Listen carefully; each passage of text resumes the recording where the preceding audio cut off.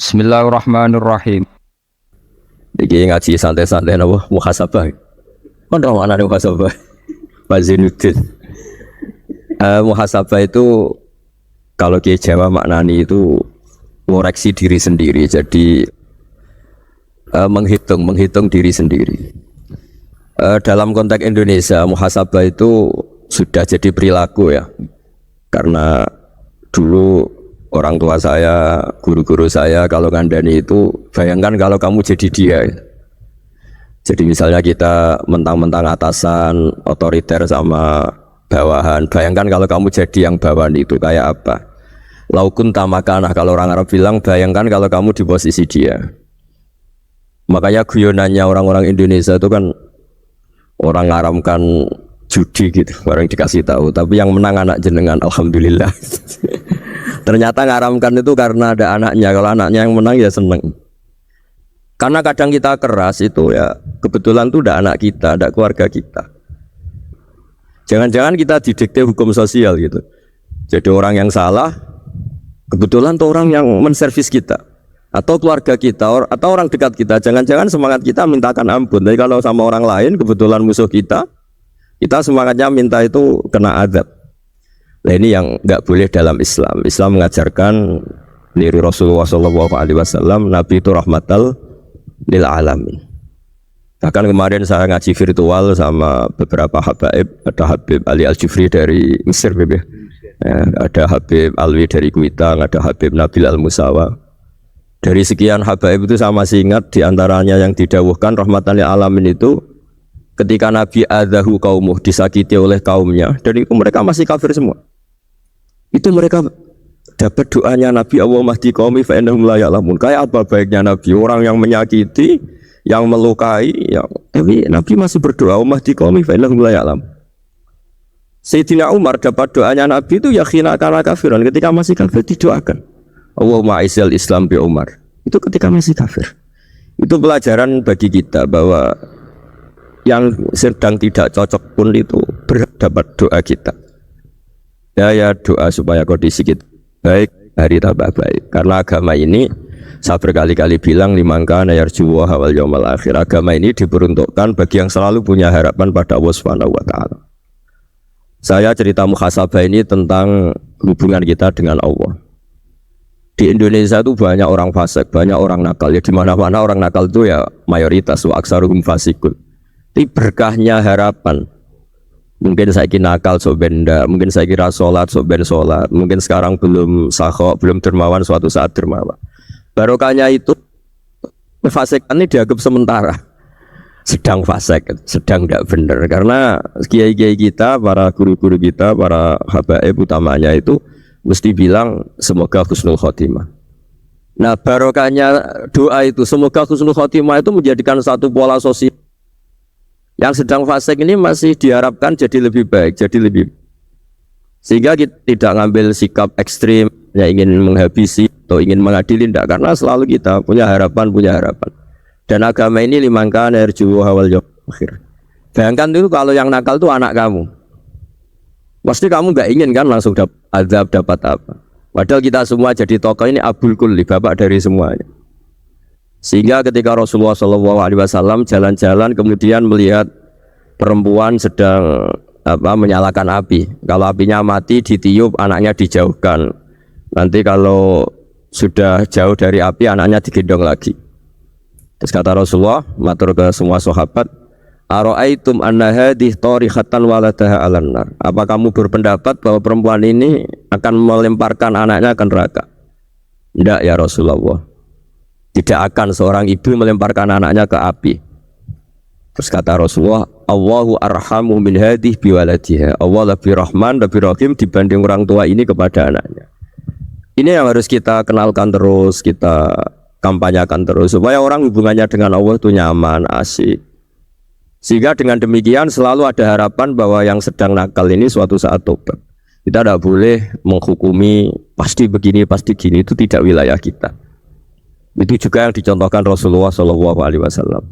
Secara lahir Nabi itu nggak berkenan sama Wahsy, karena Wahsy itu salahnya salah fatal karena membunuh ahabban nasi ila Rasulillah, yaitu membunuh Sayyid Hamzah. Jadi ketika Wahsy tobat, Nabi itu terima tobatnya.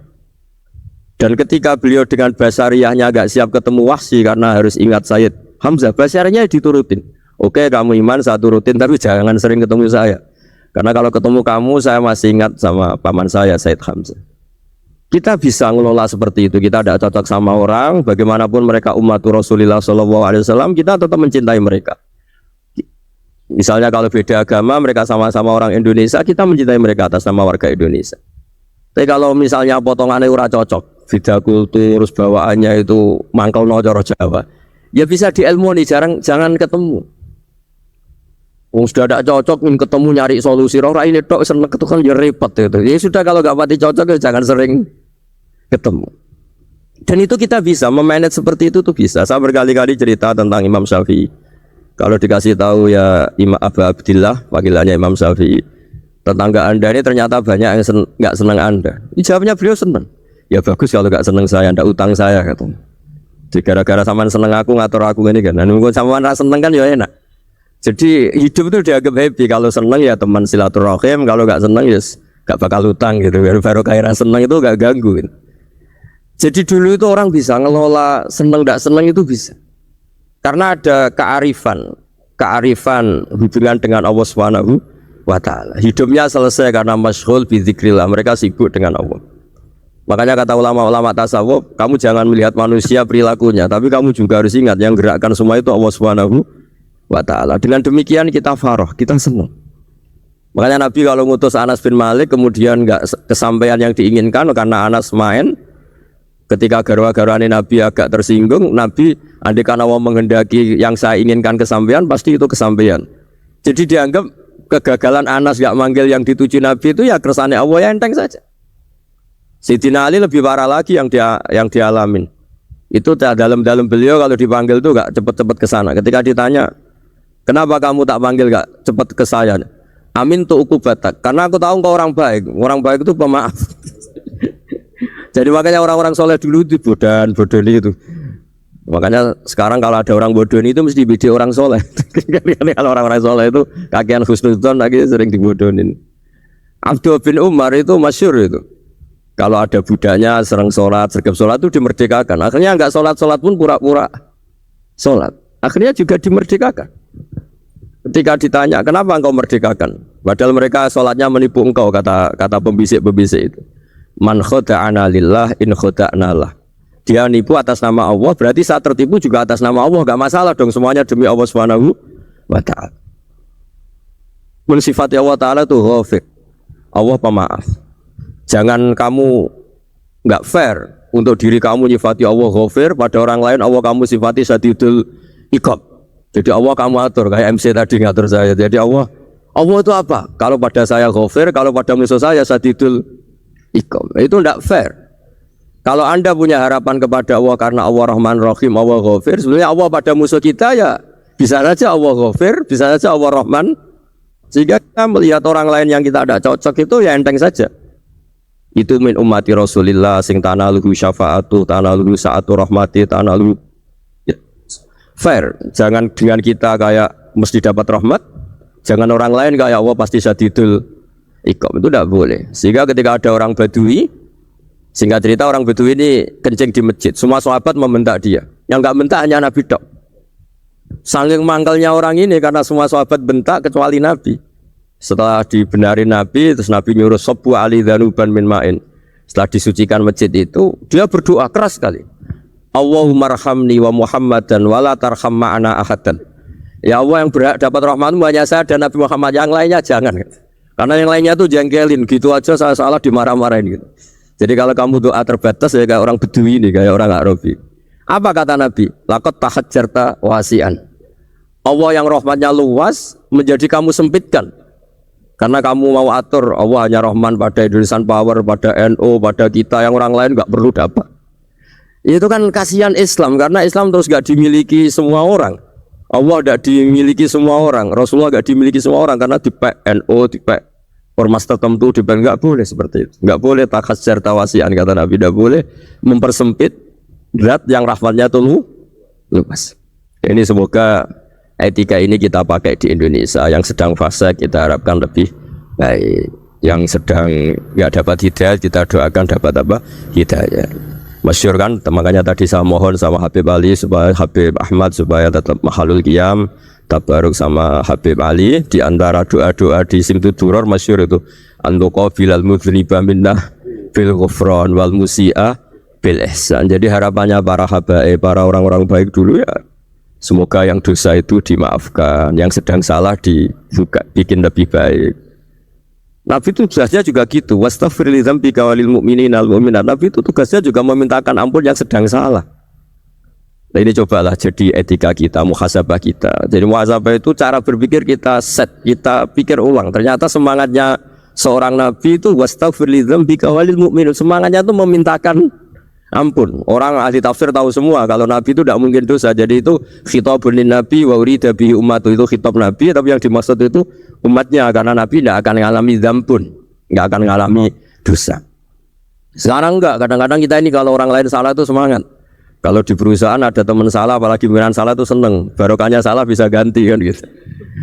Jadi kalau mungkin di dunia tokoh juga gitu, barokahnya ada tokoh salah, kita yang jadi populer sendiri, tidak boleh seperti itu. Kita harus salimus sodri di jami'il muslimin. Jadi ini harus dilatih. Saya tadi matur sama Habib Ahmad, latihan kita jadi hidup. Nabi itu kalau resep jadi wali itu kata Nabi gampang. Kata Nabi, kalau kamu ingin disenangin Allah, ya sudah. Kalau kamu asbahta wa amseta gini-gini, perasaan kamu, kata Nabi, jangan punya perasaan ghil sama orang muslimin. Itu sudah wadzalika min sunnati. Makanya Nabi ngendikan la yablughni ahadun an ahadin syai'an. Ada yang baca la yuballighni ahadun an ahadin syai'an.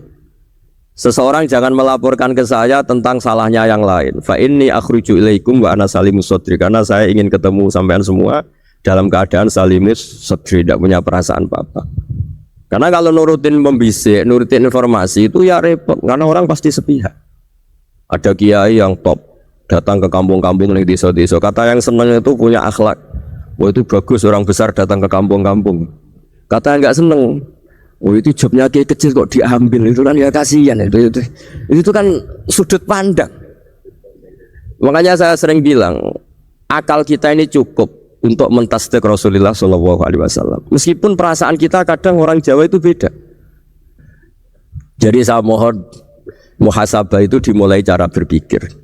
Makanya di sini sebetulnya tag ini supaya dapat barokahnya Ihya. Ini kitab yang disenangi para habaib, para ulama.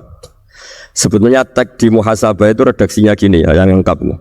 Hasibu anfusakum qabla an tuhasabu wazinuha qabla an tuzanu wa tahayya'u lil ardil akbar. Jadi ada kata wazinu, jadi ukur. Perilaku Anda ini diukur, ditakar.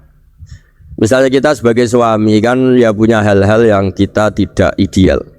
Cara wong Jawa mesti pesek. Cara rezeki ya pas-pasan itu. Dan kita juga kalau, makanya agak boleh tanya istri begini, apa saya cinta pertama Anda? Pasti Anda kecewa. Orang jadi istri hanya korban terakhir gitu. Sudah. Karena orang kalau ngelamar kemana-mana gak jadi, ya jadi istri itu pasti korban terakhir gitu.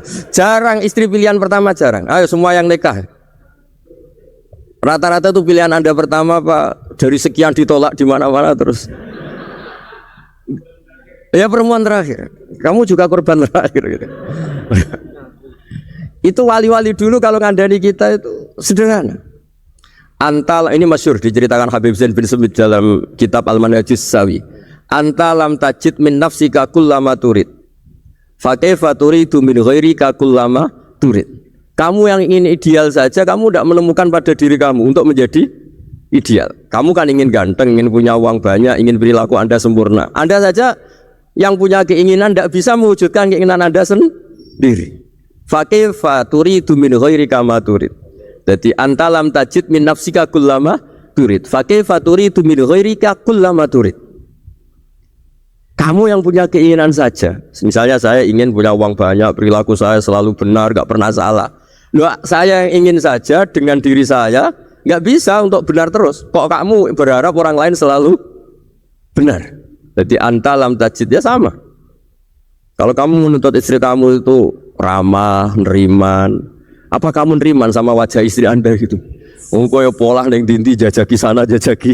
Sendiri kamu sendiri tidak pernah apa. Jadi itu nasihat yang luar biasa. Anta lam tajid min nafsika kullama turid, fa kaifa turidu min ghairika kullama turid. Kamu mau menghormati semua orang, enggak mau kan? Kemudian Anda berharap semua orang menghormati. Kamu tidak ingin kan orang lain semua menghujat kamu. Sementara kamu enak aja menghujat orang lain. Makanya Rasulullah SAW itu luar biasa ketika bikin kaidah sosial. Apa la yu'minu ahadukum hatta yuhibba li akhihi ma yuhibbu lahu li nafsihi. Subhanallah